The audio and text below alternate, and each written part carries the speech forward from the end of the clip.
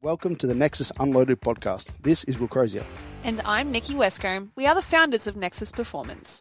Joining us on this wild ride is our heavyweight coaching team, ready to unleash their expertise to solve any problems in your journey to getting strong and jacked. Through our real-world experience, we hope to break things down in a digestible, applicable, and entertaining way. So pump up the volume and let's get into this.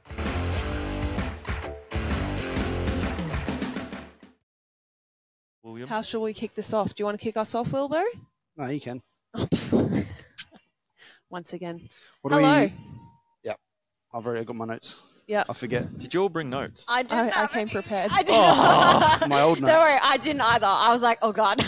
I heard Mikki say something to you and I was like, Well, you should have notes from our call. Yeah. I couldn't find them.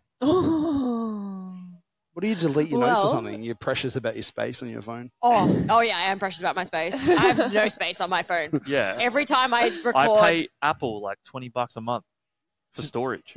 You know, okay. It's a stitch Well, up. I have notes on my phone I don't. that I saved from our original That's chat right. on today's. You can think of them on the spot. I know what I but- spoke about, so it's all good. For those that are watching this on the YouTubies, we're in a different scenery. We This have more light. This is the gym. Too much Yeah. light. Yeah, We're it on makes the us gym look floor. white. We are backed up in the corner on the gym floor,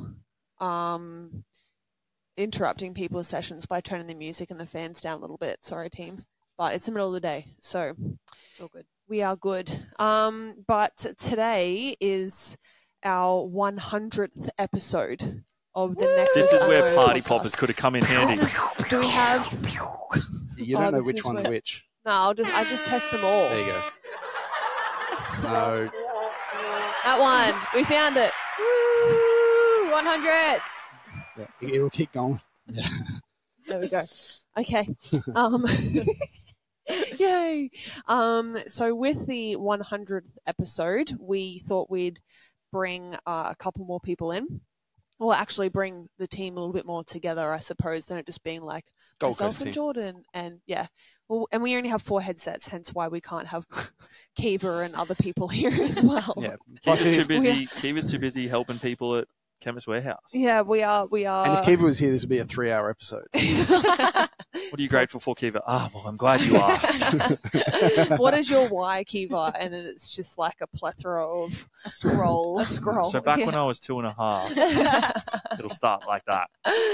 Yes. So for our 100th episode, we have brought the typical hosts, Will and Josh, and then myself and Jordan together, and we're having an episode that is more about our each individual whys, and then kind of collating that to the business's why. So about 4, probably longer, 6 weeks ago.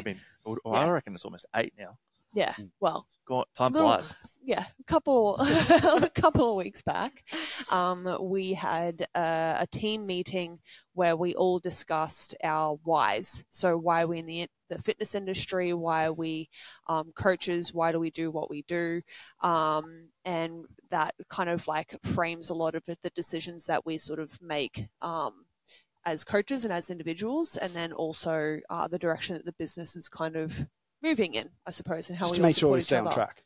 Yeah. Just like if you don't have a training goal or a training purpose, you will just literally do stuff and then it just won't ever eventuate to anything. Yeah. Like you can't, There's no you direction. can't move forward. There's no progress. There's no goalpost to get to.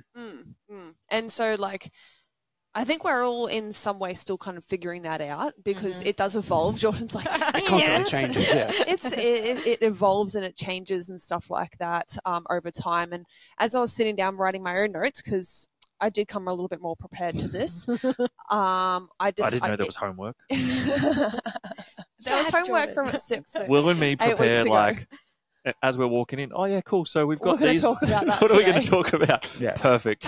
It's actually really impressive, because people know that's off the cuff, we're so smart. Whereas Mikki, it's all bullshit, she plans all the time. planned. That is the biggest It's a lie. script. People love our Yeah. episodes. Thank Yeah. you very Well, much. when- Usually when- I wrote a lot. When you wrote listen on to the a notes. Mikki episode, you know that she's thought for weeks on that. Whereas me and Josh, just off the cuff, it's just like we just That's know it's so definitely not deep. true. That's Whatever. definitely not true. Well, We plan and Part of it's provide a more We create a detailed- framework. Yes. Yeah, we have a people- framework, dot points. Yeah, we Yeah, sometimes so have do dot we. It's points. just Jordan's dot points are also an essay, so she has like constructive sentences 1,500 and word essay. paragraphs, not Yeah. dot points that are Oh, specific. it's so hard to be hey, concise. let's make sure we talk about this particular thing. Yeah. I feel like my issue is I'm either like really prepared or like not prepared. Yeah. And today I'm not prepared. Good. I feel We'll like- see some real good things then coming Raw through. and real. I feel like that's real going to stuff. make for the good episodes, Oh, the God. juicy stuff. So yeah, with all of that kind of going on, actually, I feel like we should all kind of give a little bit of a recap on just what's happening with each of our individual lives privately at the moment before we kind of get into, like, you know, the specific topic of today. So, Joshua, Just you have short, some sharp. shit going on at the moment. Give us a bit of a rundown. What's happening in the life of Josh? About a week out from Nationals, we've got 9 athletes competing, which will be a very intense 4 days. Yeah, Which is because pretty they're all cool. spread across. Yeah, they The decided days. the spread is phenomenal. It starts Thursday morning and will end about Sunday lunchtime for me, fortunately, which is also my birthday. So I'm glad it finishes at lunchtime so Yeah. I can go home. And then I fly out the next day on the 24th to Japan for 13 days. Yep. So First Much- holiday in a little while. first holiday since 2018. It will also be the first time since being a coach where I will not be working whilst I'm away. Mm. So that Yeah. will be very, very fun, very Yeah. interesting. Leave my laptop The at home. beauty of full-time employment, right? Yeah. Everyone gets a Wilbo check-in, which is doing good. Great. Keep it up. There's no, so definitely it'll, more to that. yeah, there's way more to Depends. that. But Depends who you are. it'll be good. Like fortunately, all my clients are pretty receptive and they're like, good. Mhm. And they're like, I'm not going to be as contactable. They're like, I'm not going to message you Have a anyway, so holiday. it's fine. Yeah. Like, People are enjoy really your respective of the enjoy fact your that we have time. Enjoy. lives. Well, I guess everyone in there, like everyone knows that like they take time off from their jobs and things like that. And as coaches, we technically take time off, but like kind of not because we are so contactable Yep. all We the make time. ourselves Like it's very very, available. yeah, we're very available. Like it's very easy to send someone a message on Instagram, whereas like if you work for an employer and you're not at your job, it's like hard for them to get in contact with you sometimes outside of that. Yes. So that'll be really, really cool. I'm honestly just excited for that. In terms of training at the moment, I'm doing like a small peak of some strength stuff just before I go away. And then I'll compete at the end of the year and everything else is just Happy days. ticking along. Yeah. Yep. Pretty good. Very nice. I have just come back from a couple of days downtime in Cairns with my sister and my mum. So that was nice just to switch off for a little while. And came home. My brother bought a puppy. I bought a collie puppy.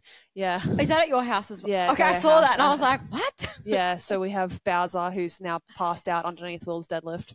But over the side here Good spot. is coming home and being all consumed by a puppy. So it was nice to have some downtime and then come back to just like mayhem in the Yeah. house. Chaos. I had to head to Townsville this week to upskill some new staff that we've got in our Townsville facility up there. And then that's basically it for me in terms of what's going on in personal life. I'm prepping for the Deadlift for Dogs comp as well alongside Wilbo. So that's the next like kind of goal and purpose. Like this time I actually knew that I was going to do this well in advance. Wasn't So I last think it was minute. like 14 weeks or something like that. I said to Will, I think I want to do Deadlift for Dogs this year and I'm going to like set a little bit of a structure with my training and stuff like that. And then obviously this deadlift only program that Will has created, I just told it to flick that over to me and I'm running along that too. So it's good. Fun. Good fun. We're running it. Yeah, you are. Yeah, trying, and just for people who've been following along, my knees are much better. I would hope so after the amount of money that we spent. But it's also come with the cost of like now that they're loadable, kind of everything's more loadable, and so like last week I did my heavy deadlift session, which still like wasn't crazy hard, but it was like a lot more weight than I've done in a while, and my back and hips were just kind of like, oh, well, hello there. We're awake. Yeah. So it's like it's more systemic load than I've been able to do in a while with the knee. So like although that's a really great thing, it's been like just trying to figure out what I can kind of get away with. Yeah. Easing your way into it. Yeah, it's so hard. I just want to go like flat out. And this Deadlift for Dogs obviously is something that you just kind of wanted training direction to work towards rather than doing like a comp and all that sort of stuff and just have a bit of fun. Yeah, and it kind of holds me to something for the next 10 weeks. And then after that, the knee and all this stuff that I'm talking about, the load through my body I should know somewhere about where that is and what I can handle, and then I can actually do something. Yeah, and obviously you started up with a nutritionist as well to next week get on top of all that sort of stuff. Yeah, I got at some point, maybe tomorrow or the next day, I've got to get some very comprehensive blood work taken, so that's all good to go for next week. And then when I start up with Benny, we will address everything, fertility and all that sort of stuff. A lot of stuff to go through. Hopefully not too much. Hopefully it's just like all green ticks. But I'm sure there's as always, there's stuff that you can improve. So yeah. And then the mentorship as well. It's the other thing that you've got going on work-wise. 1st of July. There's a lot of stuff. Off. Yeah, first of all, before that, handling Josh's stuff while he's away for a couple of weeks. Launching of the mentorship and getting into that. Yeah. There's a lot going on. Yeah. Good stuff, though. Moving in the right direction. Yeah. Cool. Jordan? So I've come back from Bali and I've found myself. Can confirm. Oh, my days. I'm now a life coach. Island girl life. I'm now like a influencer. Yeah. A holistic life coach. No, literally, I just read books and sat in the sun. It was the most low-key 2 weeks of my life. But There's your life coaching. You just tell people, read books, chill out, don't do anything, quit your job. Reduce all your stresses and get away. Leave your family behind. Yeah. They're just pulling you down. Joking. I'm joking. Come on, guys. It's easy. Hey, you could sell that. There would be people who buy that. They're like, you know what? Do I need my wife and kids? Oh, apparently not, according to Jordan. She left. I can just be on the dole. It's so worth it for the stress I save. But if you manifest the money, it'll just make its way to you. Eventually. On the pokies. Because you'll have no stress in your life, so you can just make one. Yeah, it's great. Yeah, on the pokies. That's how it works. But it was a good opportunity to get away. And then the second week, I did check-ins, which I really enjoyed having like the balance of like a bit of work, training, sightseeing. Because you still had like, there was no client calls and stuff like that. No. So it was like slightly less work over that time less work, as well. which was so easy to manage, like relaxing, holidaying, sightseeing and that.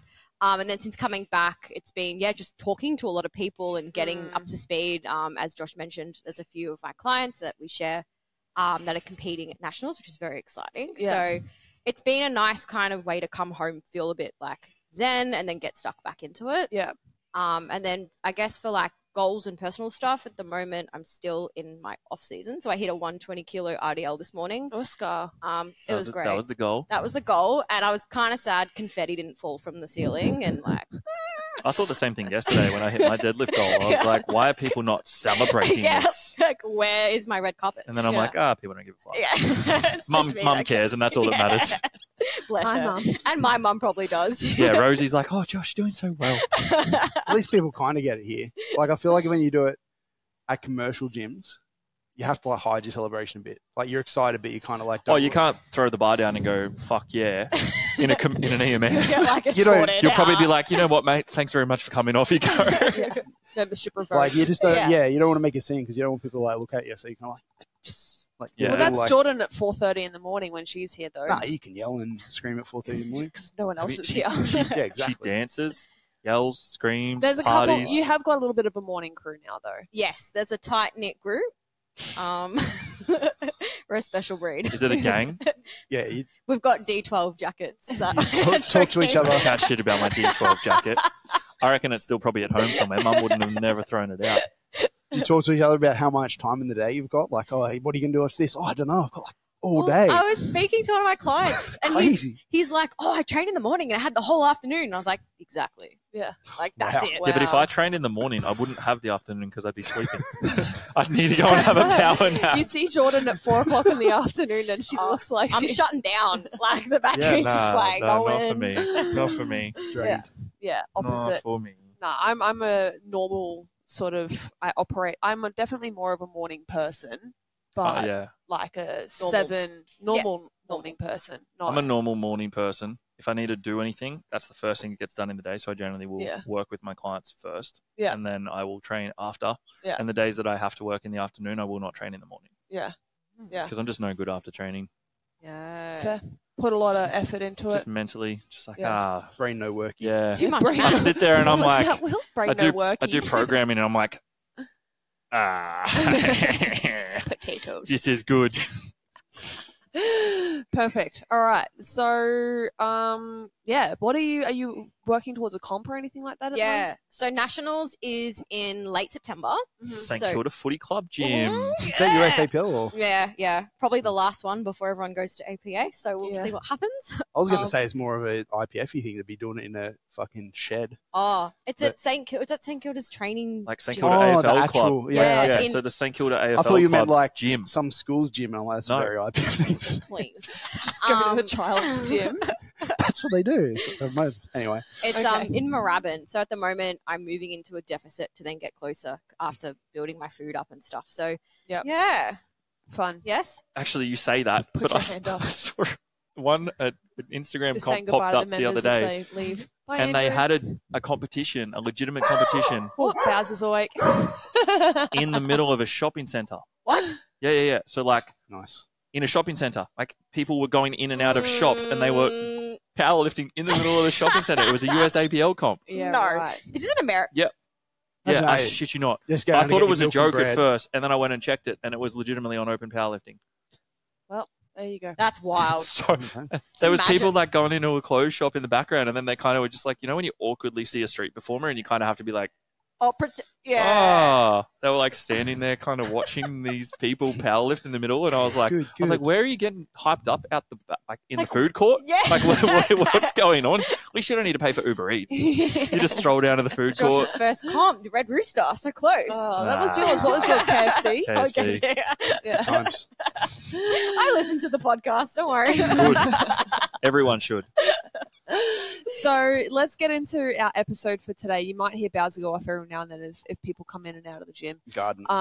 He's currently sunbaking. Yes, so today's episode is on our why. I'm going to kick off because I've come prepared. When you guys can continue to brainstorm and think about your whys. Anxiously sit here. But I have a little bit of a backstory to this because, like I said, as I was sitting there, I had my dot points from our original meeting, but I wanted to expand and elaborate on it a little bit more, kind of like how Will did when he was telling his story.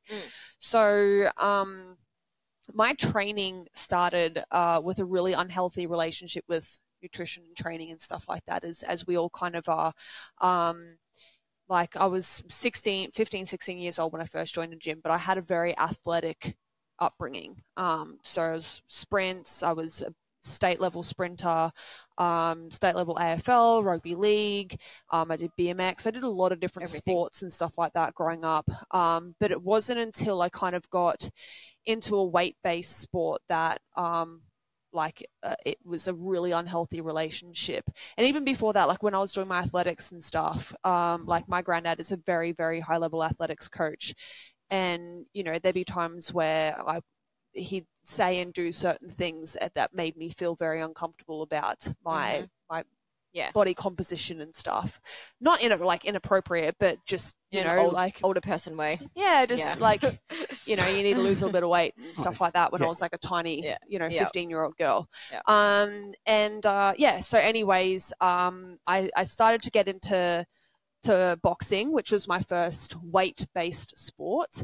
And then I started to define a lot of my worth to body weight scales, as many people do. A lot of people start to identify, I'll be happy when I'm at this body weight or, whatever. And so they really start to fixate on certain scale numbers. And to me, that was never an issue until I started to pursue sport around it. And so naturally, there was a really, really unhealthy relationship that I had with training, that I was using it as punishment for over-consuming with food. I came from a background of being bulimic as well. So that was just a really, really vicious cycle that I was in. So it was very, very unhealthy. And then fast forward a few years, I met Will. I don't know how old I was when I first met you. I think I was 19. So when Will's not going to know that answer. no, he's not. He doesn't even know how old I am now. Yes, I agree. How old is Mikki Will? Probably Do you know how old 30. I am now? Probably. I know four below me, so yeah, around there. I'm 30. Yes, I did celebrate my 30th this You year. were there. You were at my birthday Well, he party. was watching the UFC. Distracted. Yes. I was probably Yeah, so I was 19 when I first met Will. Will taught me the power of performance-based goals again.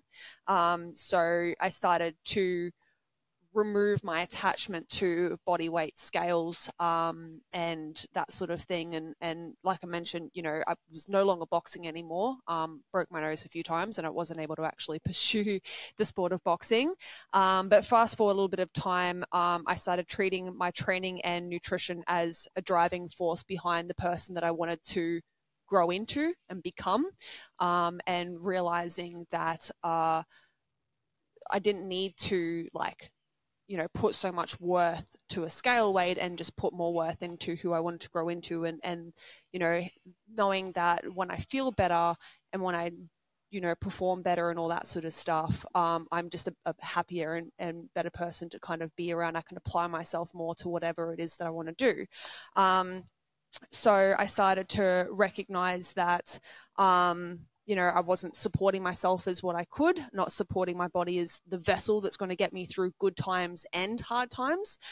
So I started to realize that I was kind of being a bit of a limiter to success, and not using training and nutrition as a benefactor to the lifestyle choices that I wanted to kind of get into. So as I've grown more towards performance goals and things like that, I obviously I did a little bit of powerlifting, and obviously still do. But even though powerlifting is a weight-based sport, I never had an emotional attachment to the weight that I did when I first started boxing and things like that, because it was a performance-based thing more so, and that was what Will taught me, more so the performance-based thing rather than the scale weight attachment that I had. So that then bred into my direction into coaching. So that's kind of the backstory of it. There's a roundabout. Will's probably sitting there going like, get to the fucking point. So that's the background Hope story. everybody's got hours in their day to listen. Yeah, we got time. So that's the background story, and that's why I started to grow more towards, helping people remove their attachment to scales in the powerlifting scene.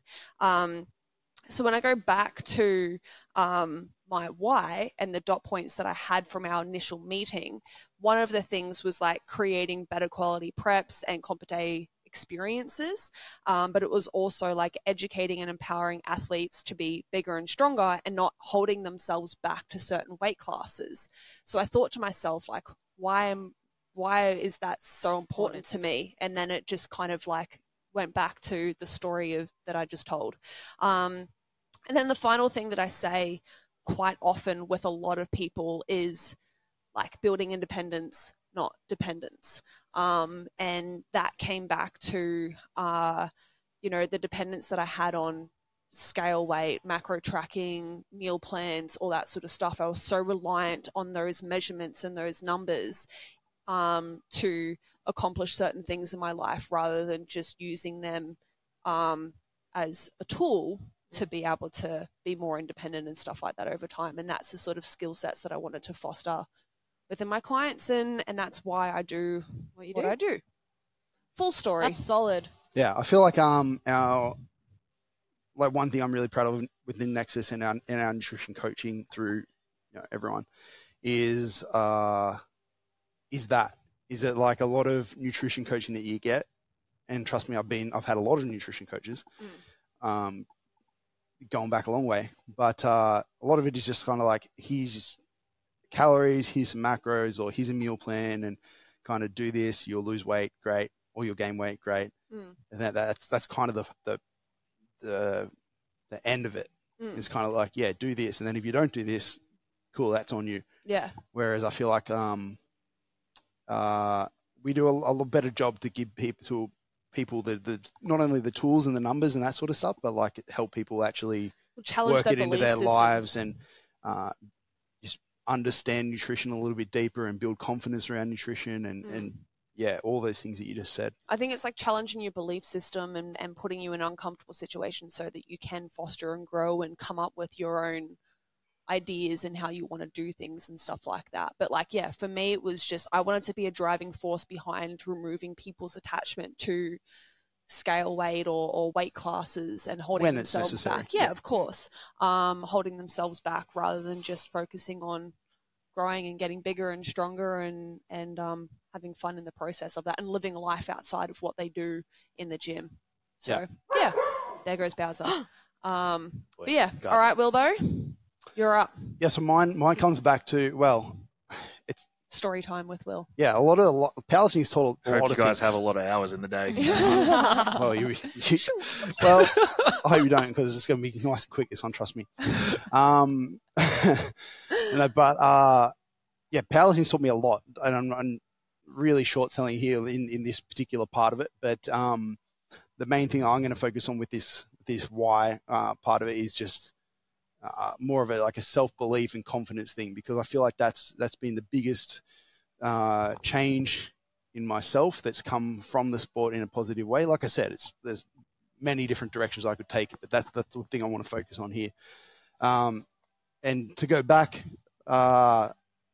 Give us your story. to my youth and stuff. Well, first, like if you had been at our wedding and met our family, you would have quickly, if you hadn't had too many beers, quickly met my family and understood that my dad and then my uncle and my grandfather that's not with us anymore, but like that whole male side of the Crozier family are all quite similar in how we and just how we are. His father's son. Yeah. And I always say it's kind of like a bit of a blessing and a curse. There are really good parts of it, and there are parts of it which I wish weren't part of the family. I'm sure they do as well. But and a lot of that comes back to this confidence. And when I was younger, just like Mikki, I was extremely sporty. I remember doing 6 days of sports a week. I did taekwondo, touch football, rugby league, athletics, even cross country with school and everything. I mean, when you grow up in Muswellbrook, there's not a whole lot to do. So just running around and doing everything. Will was telling me the other day, like when he was growing up, he literally ran everywhere. Yeah. He's just like, I just ran there because well, you I get just there didn't see the faster. point in going slow. Yeah, it's like, fuck, why waste my time? Weird. Like in Just jeans as a kid, and like, like just run from one place to the Yeah, next. it's just like, why would you? Well, you know, Would you good more run time. like at lunchtime when the bell went? Would you run back to class? Probably. brisk walk. Yeah, I don't know. Were you that one weird kid with his backpack over? Absolutely. Yeah, he'd run to school. Definitely. I'd ride my bike to school. But yeah, I was very, in my opinion, like, blessed from a physical perspective. I was good at pretty much every sport I did. I especially remember within rugby league, because obviously rugby league is a team sport. That when we went to training, I would, you get there and the coach would say, all right, lap around the field to warm up or whatever. And I would be like, I would almost treat it like a challenge. I'd be like, all right, I'm going to fuck everyone up. And like, I would lap it twice by the time anybody's done anything. Little did I realize, looking back on it, it was more of a social thing. Like, you meant to bond with the team, not me, straight out. It was a race every time. They're all probably being like, who the fuck is this guy? Oh, absolutely. They were. Will was the weird kid. For sure. And then, but I was stronger than a lot of them, fitter than most of people. And like I said, kind of when I did any of those sports, kind of just good at naturally at all of them. But one thing that really let me down in football, especially being a team sport, but a lot of these things was just like the confidence to actually use it. Almost was like a bit of a shame about it to a degree. I was like, I don't want to kind of like be a show off to a degree. You still are like that. Yeah, absolutely. Yeah. When people ask you what you bench or whatever, he's kind of like, yeah, look, I'm around this. More than you. a couple plates. A couple plates above what you've got there, mate. Yeah.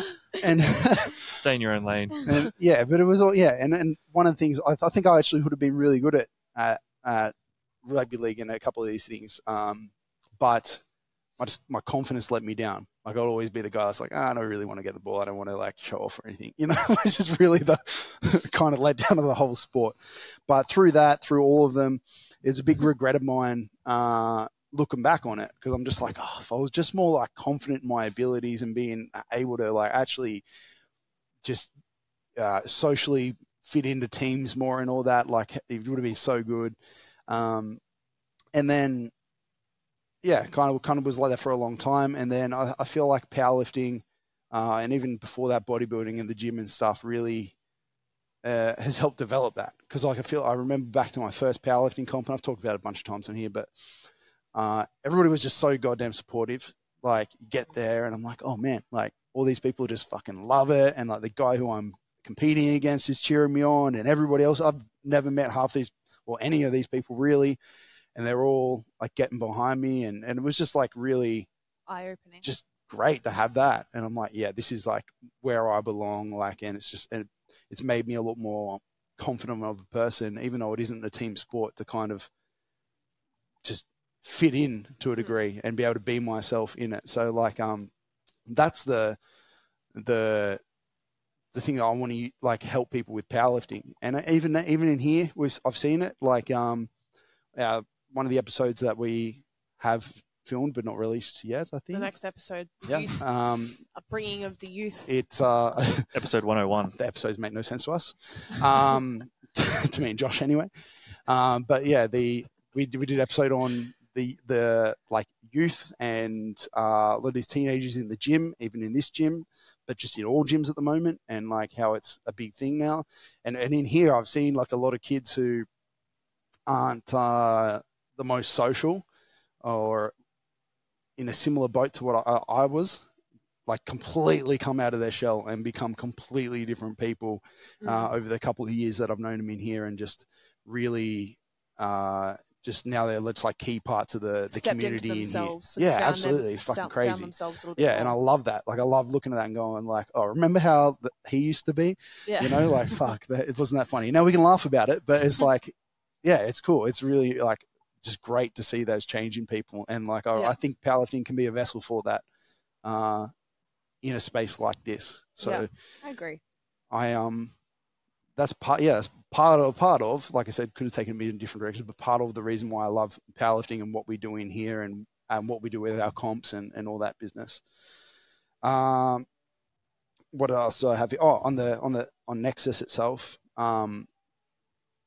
Like Mikki alluded to a little bit there, but I feel like Nexus with our strength coaching as well,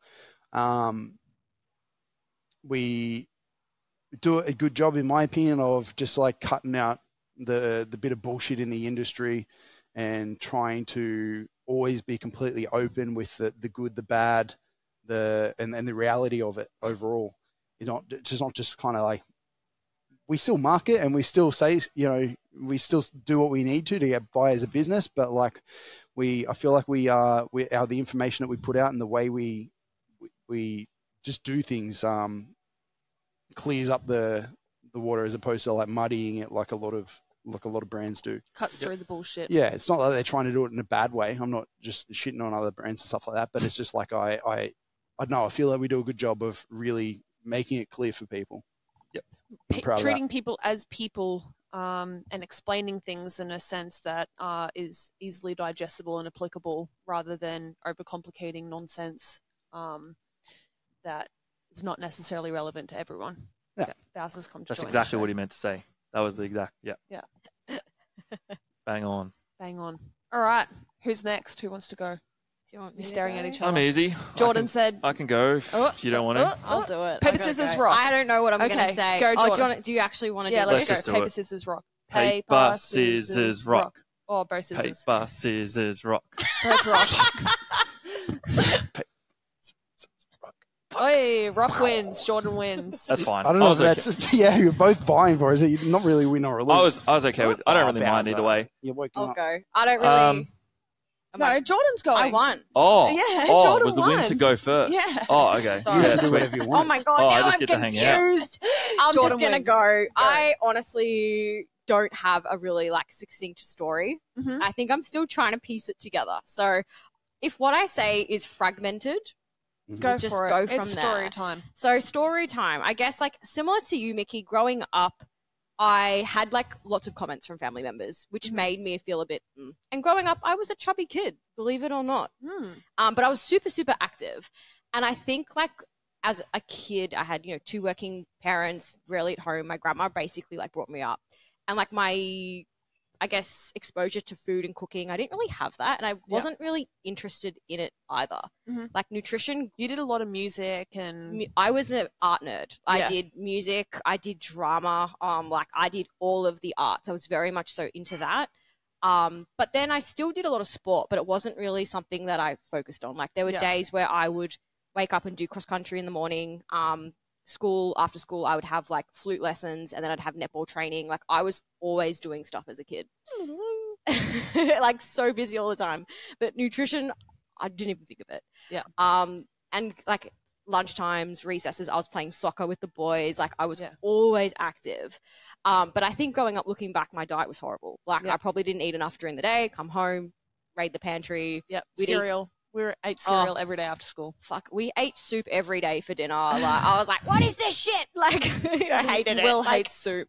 Fuck. Why would you liquefy food? It's That's I literally, love soup. Nah, it was minestrone, and if Mum, you listen to this, I fucking hate that soup. So many beans were in it, and Pea and ham, chicken noodle. I'd eat so much bread with it just to like feel full. Okay. So growing up, I didn't have a great kind of like diet.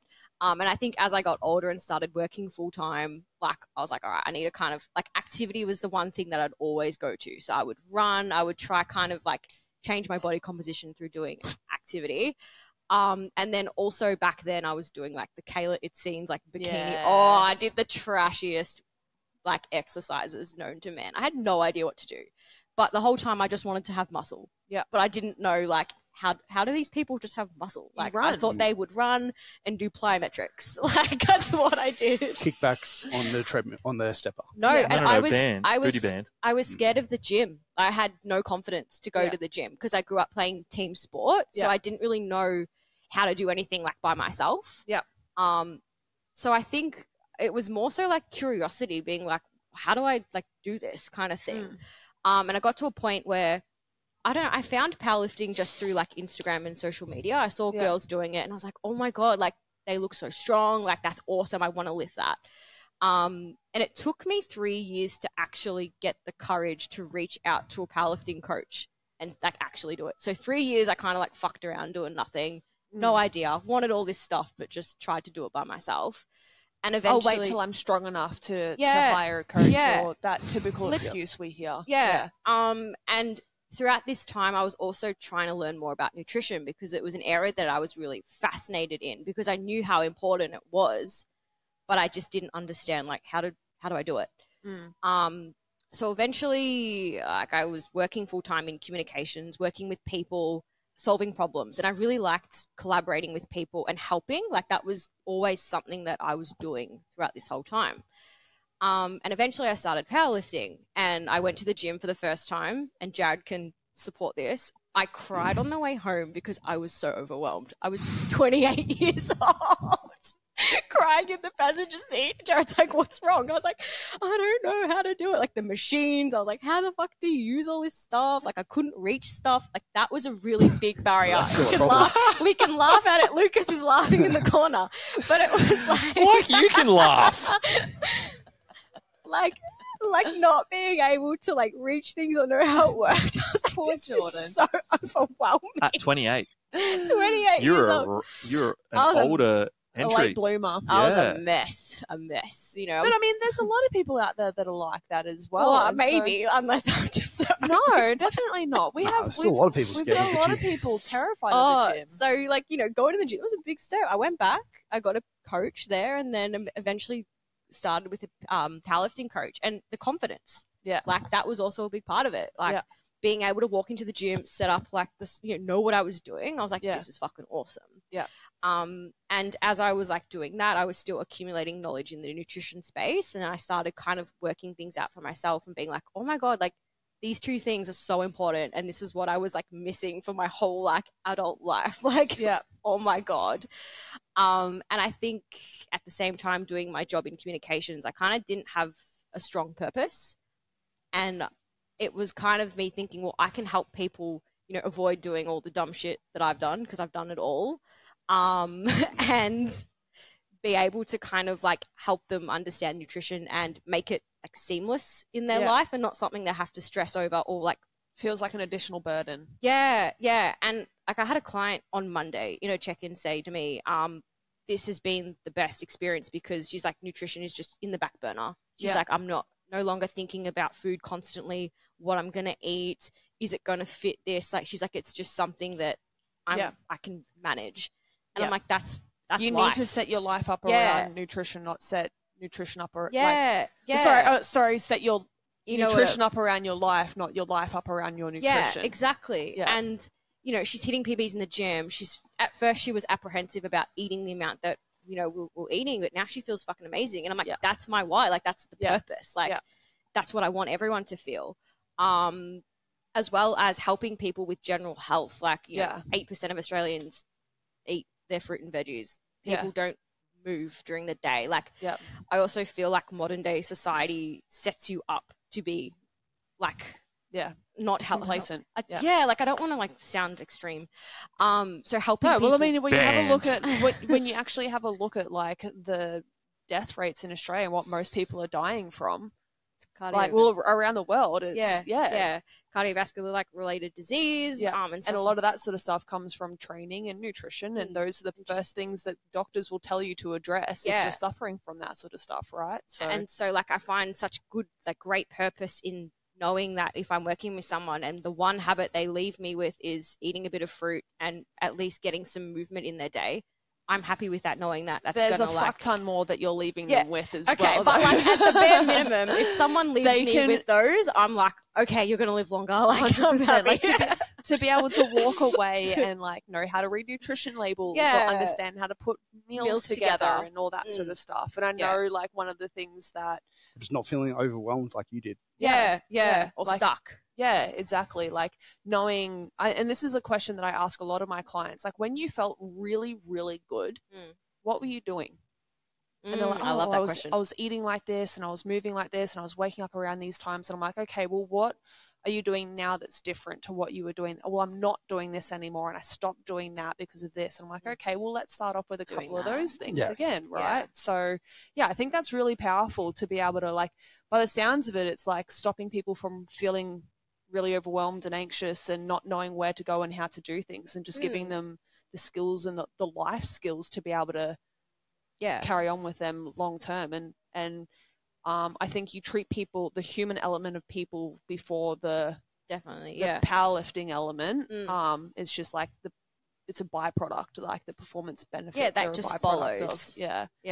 So I think that's kind of how I got here and like why I do what I do. And I just love that powerlifting brings, like Will said, so much more than just like health and strength. It's like confidence and a lot more. So 100%. And I think like when we talked in one of the chats, it was like the off-season component of powerlifting is something that you really, really want to work with people. And it's because that's where a lot of those health and lifestyle things can change, right? I feel like a lot of people put a lot of attention into prep, which is fair.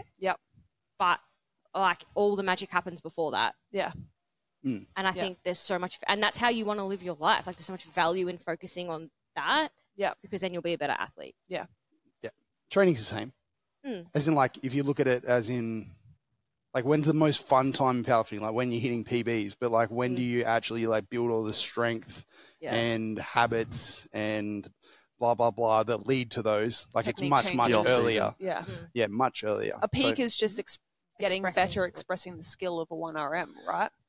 It's annoying because like we want to just hit those PBs all the time and like just have the good moments, but you've got to do the RDLs. Whether it's nutrition or you got to do the RDLs before you get to deadlift. That's it. Even though every check-in, I fucking hate RDLs. Just so you know. Yes, no, I know. Thank you for the fifth time telling me. I'm such an easy client. I got to make your like life harder somehow. So. Uploads to Instagram. I still hate these. Any other notes in there? In my brain, no, I think that was it. That was the fragmented version. I'm still working it out. I feel like when you listen back on something like this, you'll really be able to have a more concise kind of point clean to it that. up. But now you get a little bit of an insight to the dot points that I get from Jordan as as we go through our thing. But in saying that, I can't talk because I'm a storyteller and I like to go about things in a long-winded way. Meat, yes, you know. I find it difficult to go like this. Yeah, I'm not succinct. Yeah, love it, Joshy. Wrap us up. Last but not least, wrap us up. So obviously listening to like each of you tell your whys and your backgrounds and things like that, like we're all very similar. And like I myself as well grew up playing sport like my whole life. From 3 years old was the first time my dad took me down to the local AFL field, and I started playing AFL at 3. It used to be called Little Tackers then, before Auskick was even a thing. So this was way back in the day. I'm an OG. But yeah, throughout my whole sort of like childhood, in terms of like school and stuff like that, I was a bit of a loner. I didn't have a whole heap of friends. I just knew a lot of people. And for me, the only time where I felt like I sort of fit in or belonged or whatever was like sport. It was like I was actually half decent at pretty much any sport I ever wanted to do. And throughout primary school, it was just AFL, and then roller hockey, athletics, cross country, orienteering, like all of these different things. And like I sort of got a lot of, like, I guess, life out of that. And then in high school, it was pretty much the same thing, was just constantly sport. At one point through year 10, 11, 12, I was playing and training sport like 7 days a week. So I didn't have a single day off. And I was very similar in terms of like nutrition. I knew nothing about it. All I knew was I was bordering 6'2" and weighed 55 kilos. So I was a string bean, which my family liked to remind me of quite a lot when I was back then. But for me, it was like, I just really enjoyed sport. Like I loved being around it. I loved being involved. Like I was playing under 17s, reserves, under 18s, like everything I possibly could, school sport and all that as well. And then pretty much I graduated school, moved down to the coast and was doing like a uni course that was actually involved in surfing studies and had like a really cool core crew. Through some injuries and stuff like that, I had to stop playing football at the back end of high school.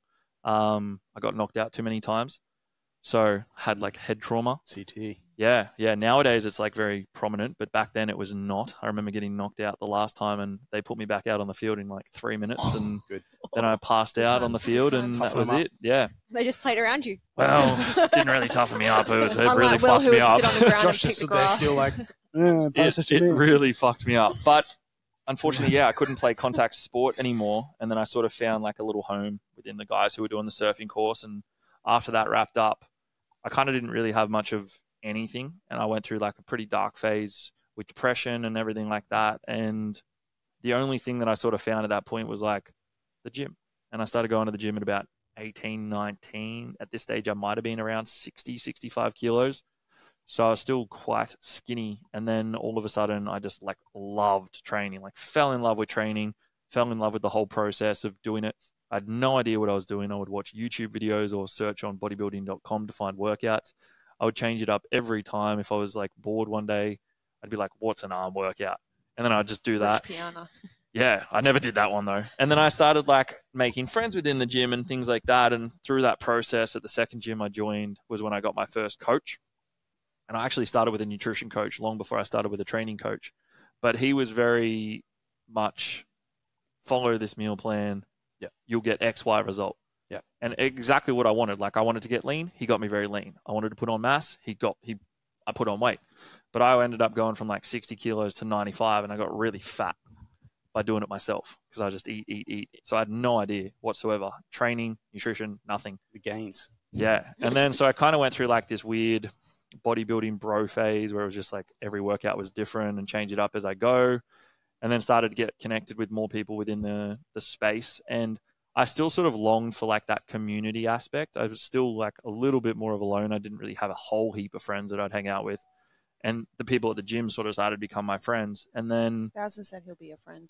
Bowser's always my friend, except when he barks at me. And then, through that process, I started to get into like more calisthenics, which is obviously like a bodyweight style of training. And I think the thing that pulled me more towards that was actually the community. And I'll always say that like I didn't necessarily love the training, but I loved the community. Like huge vibes, everyone down the beach together or at events, or like just throwing down together and having a whole heap of fun, and you sort of felt included. And then as things trickled along, I started to be like, well, I got a little bit more on the lean side again, and I was very, very, very lean and didn't have a whole heap of mass to me, which at 6'2" doesn't look great when you got pins for legs. And then I started to get into a little bit of strength training, and then sort of like stumbled my way through and found powerlifting. And through that, I like loved the training because I loved the focus on performance and strength over the aesthetic aspect. Mm-hmm. And I loved the community. Like I love the fact that when we go to competitions,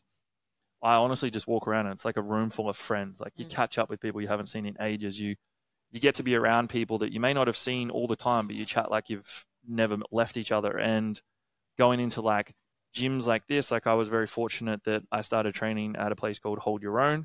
And that kind of started to become like a little community. You'd go in and you knew everyone there and you chatted to everyone. You wanted to start training at the same time as people to keep that together and things like that. And then finding powerlifting and getting into coaching through just PT and stuff like that, it really just pushed me towards wanting everyone to feel the same way I did when I come into a gym like this, in a space where you feel included, you feel you're not alone, you feel you've got a support network, you feel like it's home, like it's somewhere that you can go and you can be yourself and you can hang out with your friends. And like that to me was super crucial and like one of the biggest reasons behind my why is to showcase to people that like they're not alone and like they do have a support network behind them, and that, you know, as a coach myself, I'll be there for my clients as much as I can to help them through as much as I'm able to do so. And I'll also, you know, push them in the direction of if they need extra help or things like that as well. But providing a space for people where they can come, they can feel like they can be themselves, they can feel included, they can feel a part of a community, and just progress and focus on strength and getting strong and all of that sort of shit is like sick.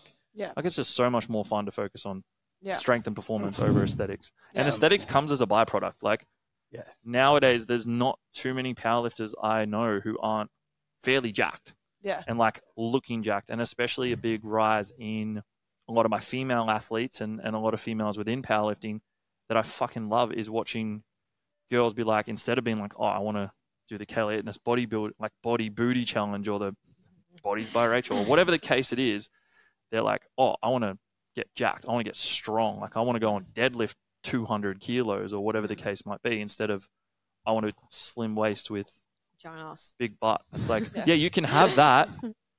Go and do deadlifts and RDLs and you can have it. But it'll come with time, and you get the benefit of being strong as fuck. Like it's fun. That confidence radiates into everything else you do outside of the gym. And it's just having a purpose. Yeah. Like when you walk into a space, you know what you're doing when you're in that space, and you have intent, you're working towards something, rather than like we said, defining your worth by scale weight or any of that sort of stuff as well. I think that's really, that empowerment radiates through. And I think like when you hear everyone's kind of stories, like we're all coming from, you know, different sort of backgrounds in some respect, but thank you for that, Josh. Yeah, that was like ASMR. So detailed. I was like, am I drinking this water? It never does. Thank you for that, Joshua. But if anyone wants to hear what Josh sounds like when he's drinking, there you go. Yeah. But I think it all comes back to the human element, right? Like we are it's people coaching people. It's how it makes you feel as well. It isn't just about like, oh, I'm stronger or whatever. Like that's, I mean, at the end of the day, that's powerlifting. That's how you win comps. Yeah. But like the reason why you keep doing it, or why we keep doing it, by the sounds of it, is how it makes us feel. Whether it's the community aspect or the confidence and the non-focus on body weight and I don't know, all these things combined. I think it's like being able to highlight to people what we can see in them before they see it in themselves too. Like showcase, like, because we've worked with enough people now that we know what people can achieve and we know what you can do with a solid plan and a good support network behind you. And these people may not be, like, they may not know that yet, and they might feel a little bit unconfident. They don't know what they're doing. And then once they start to like really get a groove on and they become stronger than they ever thought they could be. They aesthetically, they feel they look better than they ever could have ever looked because they're not spinning their wheels. They're coming in and they're doing something with intent, with purpose, and they've got a support network behind them that just keeps pushing them. Yeah. Driving them to be uncomfortable so that they can get comfortable in themselves. So, yeah. Cool. All right. Well, I think we might wrap it up there. I got one more comment. All right. Go for it. I want to bring it back to Josh's. I didn't want to interrupt and get you off track because it was really nice. It was really nice. Thanks, mate. But you also did say that when you grew up, you're doing a lot of sports, and then you listed a bunch of sports, and then you also said at the end, orienteering. It's a sport. I was first in state 3 years running. That is a sport. I was like, where's this going? Because I'm like, you're being really sincere. Yeah, that was confused. Too sincere for Wilbur. You go and pick. I guarantee you right now, you pick 10 kids from high school nowadays, they will not be able to read a compass and a map. Yeah. But I can. Probably. But they also wouldn't care. Yeah, but I can navigate through the bush. So who's winning? Me. Yeah. 3 years running. State champion. It was a big thing in Melbourne. Yeah, I guess. I think in the outer suburbs. Yeah, we had a lot of bush. Not in the inner northwest, but in the outer east. I can vouch for you. We had a lot of bush. You did in Eltham. So there was a lot of run around I did that in Cairns and in Muswellbrook, but I can tell you none of us did orienteering. Well, I did. Yeah, I did scouts and stuff. But did you? Yeah. I didn't do it. I did scouts for a short amount of time. I just didn't lift it as a sport. It's a sport. You would love. Someone asked me back in the day, like, which way's north? I pointed to the sky. You would have died. Yeah, it's Josh, up. Josh would have pulled out his compass. Actually, true north or magnetic north? Wow. So he knows what he's talking about. Yeah. But it is a real sport.